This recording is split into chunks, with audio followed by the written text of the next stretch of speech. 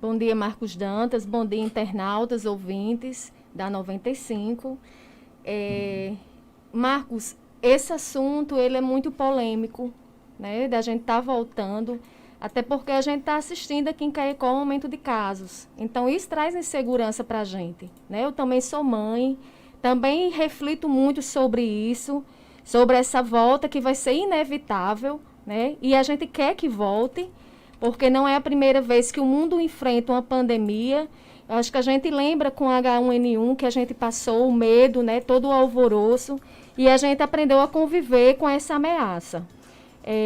Eu acredito, Marcos, que jamais o professor Getúlio Marcos, nem a governadora do estado, colocaria a gente em risco, né? As crianças, os adolescentes, os jovens, os adultos, os idosos. E aí eu penso também, e de forma especial, para aqueles estudantes que são especiais, né? As pessoas que têm deficiências, que são ainda mais frágeis e vulneráveis a essa questão da doença. Então, eu acredito que a gente tem que aguardar, né? Ver qual o cenário que vai se desenhar dentro do nosso estado, e a gente vai acreditar realmente que o estado ele vai dar essa condição da gente ter essa segurança que a gente espera, né? O medo é legítimo das famílias, dos pais, das avós, das pessoas todas, porque quem ama, cuida. E a gente tem esse receio, né, de enviar a criança para a escola, o adolescente, e chegar a contrair esse vírus que a gente está, assim, ainda muito preocupado, porque não existe uma vacina, não existe uma medicação, e também a gente não sabe como ele vai agir dentro do nosso organismo. Acho que a maior dificuldade aí para esse retorno é a educação infantil, né? Também porque a educação infantil tem muito contato, né? As crianças, e eu não acredito, sinceramente, partindo lá de casa da minha filha, que ela vai ficar de máscara o tempo todo na escola, que ela não vai. Nem que ela vai abraçar o coleguinha dela. Com certeza ela vai abraçar, e quando voltar essas aulas vai ser um abraço e um grude grande. Não só com os colegas, mas com os professores também. É muito responsável. É uma decisão muito difícil de ser tomada, né? Mas nosso assunto aqui é outro. Você teve aqui alguns dias, né? Alguns meses com a Suenira, diretora da 10ª DIREC, para falar de um projeto que estrearia nas ondas da 102.7, projeto inclusive de sua autoria, né, que era o EJA em Ação. E esse projeto, ele hoje é sucesso nacional, né? Eu já começo essa nossa entrevista lhe perguntando, você esperava que, você e toda a equipe que ajudou a construir o EJA em Ação, esperava que um projeto tão ousado, ele acabasse hoje virando referência no Brasil todo?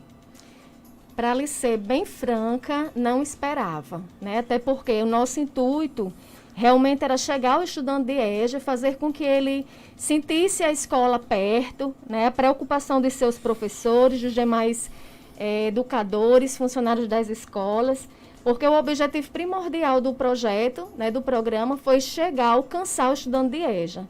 Então, logo na primeira semana de estreia, a gente começou a ver que o público que a gente estava atingindo, ele era muito diverso. Não só o estudante de EJA que a gente pretendia, mas educadores, pesquisadores, né, as pessoas da universidade, professores universitários, dos IFs. Então, foi se expandindo de uma forma, e a gente, Marcos, sempre acolhendo.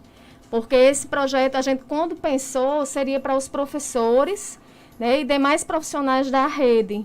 E a gente convidou o pessoal do município para participar também.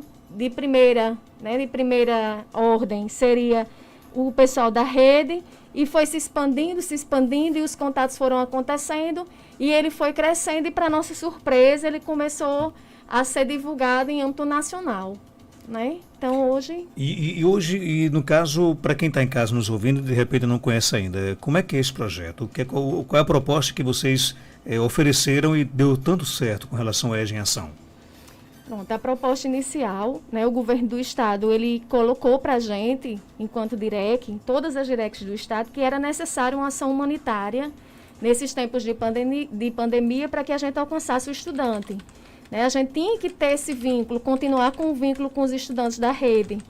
E aí, Suenira falou comigo, né, as escolas já tinham tido essa iniciativa de começar os vídeos, as lives e tudo mais, que para a gente era desconhecido.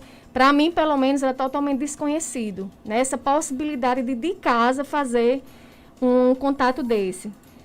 E aí, Suenira, quando liga para mim, pergunta, Fabíola, e aí, a EJA, como é que a gente vai chegar?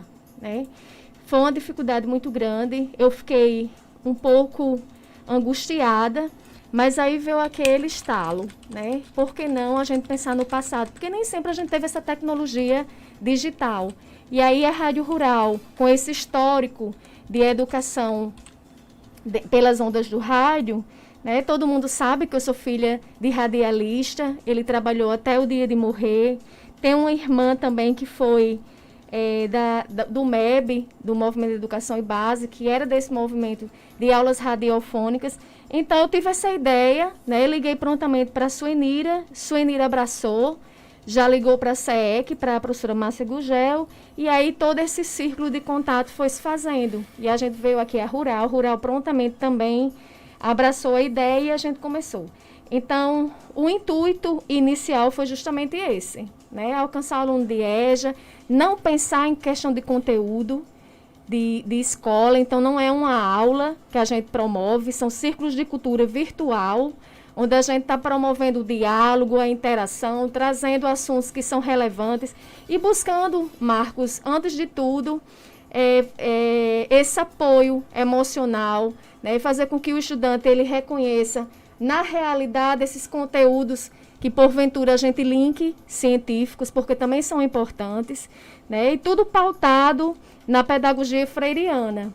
Então, Paulo Freire é o nosso patrono, é nele que a gente se inspira e que traz todo esse movimento de educação pelo rádio.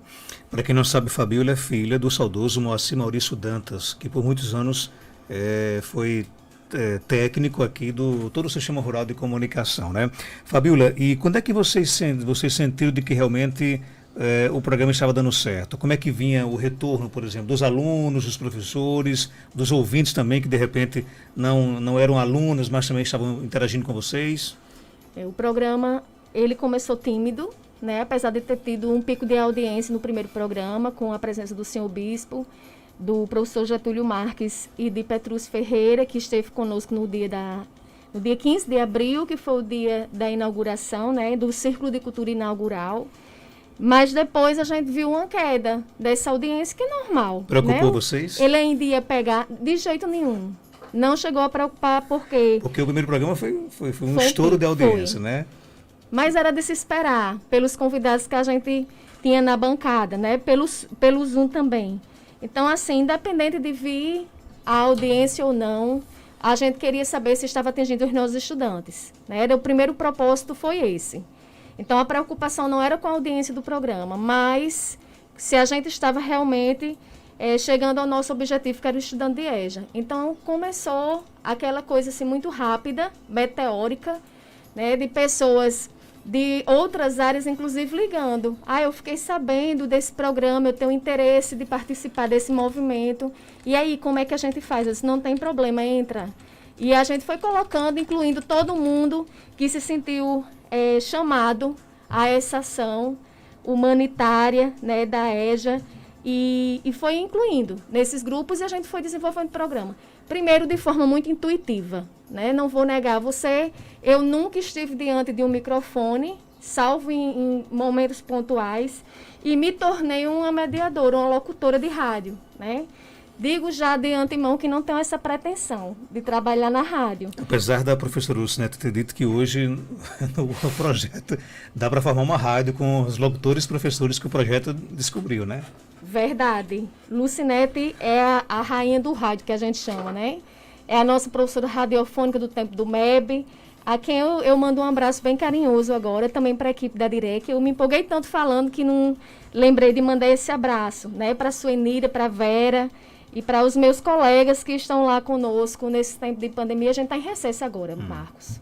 Né? Do dia 22 de junho. Os programas estão sendo reprisados, no caso. Isso. De 22 de junho a 6 de julho, os professores estão em recesso. A gente não tinha como continuar o programa ao vivo sem os professores. Então, e vocês pensam em manter o programa até quando? A gente não pensa em terminar o programa. Vocês vão tentar... Vamos ver de que forma, né? Não sei se vai ser através da Rural. É um programa que veio para ficar, então. Se Deus quiser. A gente pensa em continuar o programa, até porque quando o programa, a gente entrou em recesso, os estudantes começaram a ligar. Ei, acabou o EJA em Ação, o que é que aconteceu?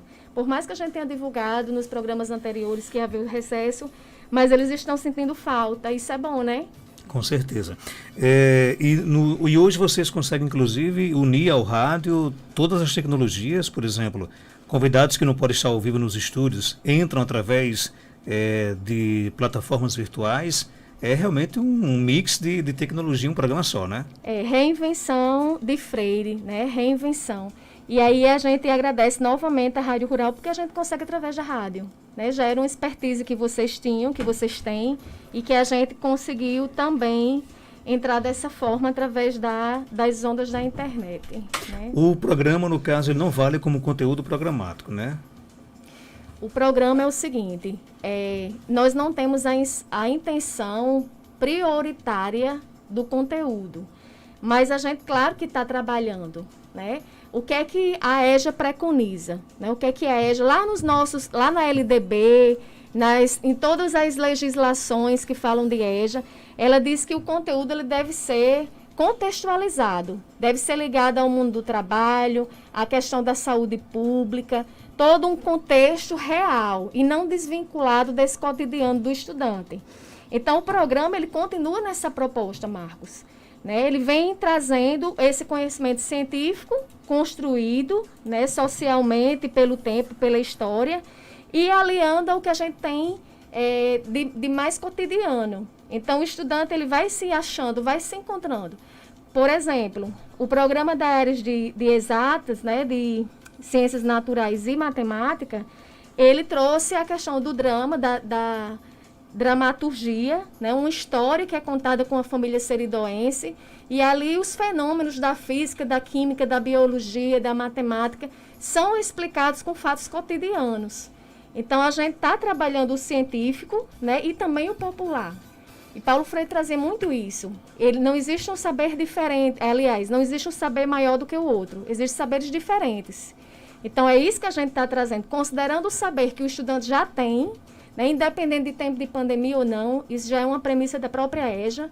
Então, é trazer esse conhecimento científico para relacionando ao popular. Qual foi de repente, assim, a interação mais longe que vocês conseguiram receber, por exemplo? Um ouvinte, sei lá, de outro estado, que disse, eu estou aqui ouvindo. A Bahia, né, Brasília, a gente já conseguiu.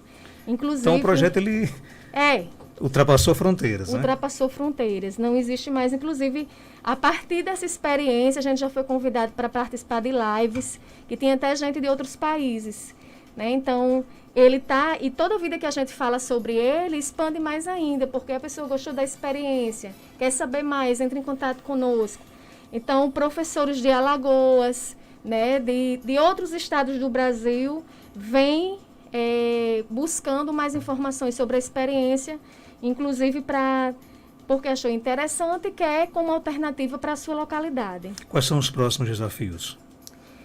Bem, eu vou falar um pouco sobre a questão do nosso contato com o Instituto Paulo Freire, né? Antes de falar dos desafios, porque eu vejo que os desafios estão mais ligados ao pós-pandemia do que agora. Já é um desafio vir para rural e sair de casa, né, Marcos? Nesse tempo que a gente está vivendo agora, a gente sabe que já é um ato de coragem, inclusive. Sair, pedir a Deus, se prevenir, né, com a máscara, com álcool em gel, tentar não tocar em nada que, infelizmente, a gente toca sem querer, mas Paulo Freire já dizia, o medo ou paralisa ou mobiliza, e a gente está escolhendo se mobilizar. E aí, o Instituto Paulo Freire, né, eu sou estudante EAD, da EAD Freiriana, desde 2018, então já coleciono sete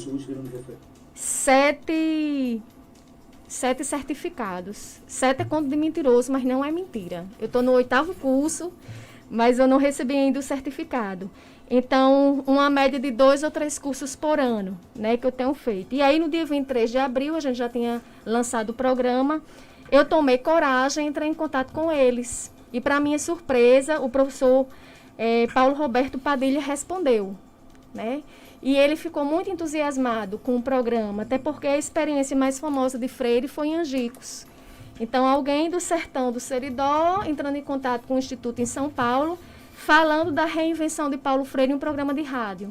Então, prontamente, ele abraçou, né, mandou um áudio para a gente, que a gente já exibiu no programa, conversou com Ângela Bis Antunes e Moacir Gadot. Moacir Gadot é um ícone dentro da pedagogia, né? Inclusive, eu sou fã demais, me emocionei muito quando ele mandou esse áudio para a gente, inclusive dizendo que tinha vontade de conhecer Caicó, né, que já tinha ouvido muito falar e tinha vontade de conhecer Caicó.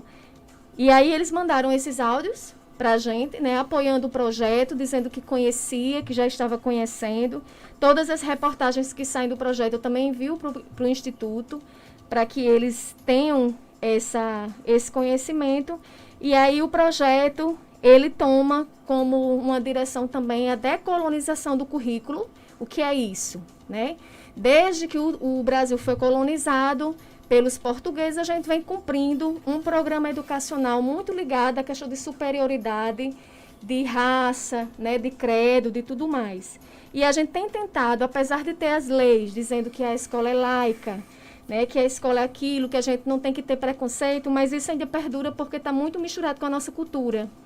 Então, a gente tem tentado, né, construir um currículo intertranscultural. Esse currículo ele é proposto pelo professor Paulo Roberto Padilha, né, e parte da premissa de que o ser, ele é centro. Né, e aí, inter, porque ele se relaciona com outras culturas. A escola ela é muito voltada à monocultura. Quer dizer, a cultura que ela constrói a partir daquele currículo que é único para todo mundo e ela impõe. E na construção da intertranscultural, a gente vê o diálogo entre culturas, as pessoas estão ali vivenciando o cotidiano da escola e construindo esse currículo junto com a escola, né? Então, o diálogo, a problematização, a intencionalidade educacional, principalmente a amorosidade, que Paulo Freire coloca, que o querer bem pelo educando, né, está ali junto com ele, respeitando os saberes que ele traz para a escola, tudo isso é essencial para essa libertação, para a emancipação do sujeito e também para a construção de uma sociedade mais justa, mais digna, mais humanitária. Ok, eu quero agradecer a sua participação aqui no Facebook, alguns recados chegando, né? A Lu Amália Meb, tive a oportunidade de iniciar a minha vida profissional através desse movimento. Um abraço para você, Lu. Alaci Bernardo, Fabíola Dantas, uma voz determinante e significativa para a educação do EJA. Andinho Duarte, excelente iniciativa, uma referência a ser seguida. A Câmara Municipal de Caicó, pela audiência e grande serviço prestar à educação da nossa cidade, enviou a DIRE com uma moção de parabéns. Esses elogios acabam sendo importantes aí para manter o projeto realmente vivo, né, Fabíola? É verdade. E antes de me despedir, Marcos, eu quero convidar todos os ouvintes, né, internautas, para que no dia 7 de julho, próxima terça-feira, né, volte conosco a nossa audiência, porque o programa vai voltar ao vivo novamente. Dia? Né?